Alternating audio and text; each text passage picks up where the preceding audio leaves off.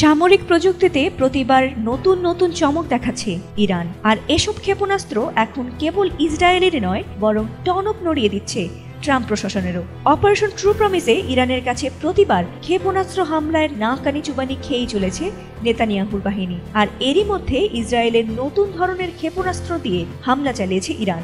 দেশটি বহুমাত্রার শক্তিশালী চতুর্থ প্রজন্মের ক্ষেপণাস্ত্র দিয়ে এবার হামলা চালিয়েছে দখলদার ইসরায়েলের ওপর। যুক্তরাষ্ট্রের হামলার পর ইরান দমে না গিয়ে পাল্টা যুদ্ধের প্রস্তুতি নিয়েছে, যার ফলে যেন সুর নরম হচ্ছে নেতানিয়াহুর। এমন হামলার পর ইহুদিদের সামনে আরও নতুন এবং অত্যাধুনিক ক্ষেপণাস্ত্র নিয়ে ইরান হাজির হয়েছে বিশ্ব দরবারে।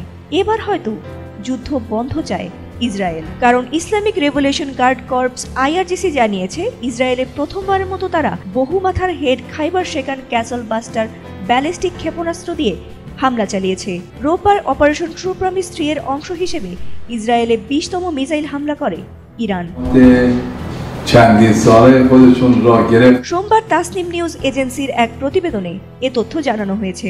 জানা গেছে এ হামলায় চতুর্থ প্রজন্মের খাইবার শেকান মিসাইল ব্যবহার করেছে ইরান। চিহ্নিত লক্ষ্যবস্তুতে নির্ভুল আঘাত হানতে সক্ষম অত্যাধুনিক এ হাইপারসনিক ব্যালিস্টিক মিসাইলটি ইসরায়েলের শক্তিশালী আয়রন ডোম ডেভিড স্লিং এর মতো আকাশ প্রতিরক্ষা ব্যবস্থাকেও ফাঁকি দিয়ে আঘাত হানতে পারে।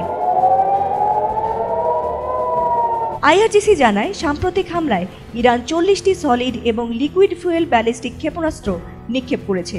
রোববারের হামলায় প্রথমবারের মতো বহুমাথার খাইবার শেকান ব্যালিস্টিক ক্ষেপণাস্ত্র ব্যবহার করা হয়। ইরানের ছোড়া এসব ক্ষেপণাস্ত্র বেন গুরিয়ন বিমানবন্দর, ইসরায়েলের জৈব গবেষণা কেন্দ্র এবং কমান্ড অ্যান্ড কন্ট্রোল সেন্টারে আঘাত এনেছে।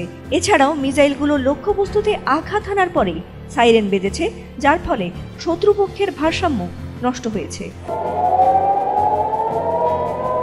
প্রায় 4 দশক ধরে পশ্চিমা বিশ্বের প্রযুক্তি ও অর্থনৈতিক নিষেধাজ্ঞায় রয়েছে ইরান। তবে এই সময়ের মধ্যে দেশটি কিভাবে হাইপারসনিকের মতো অত্যাধুনিক প্রযুক্তির ক্ষেপণাস্ত্র তৈরি করল তা নিয়ে এখন পশ্চিমাদের মধ্যে শুরু হয়েছে জল্পনা। ফাতিমা সুলতানা, ATN বাংলা।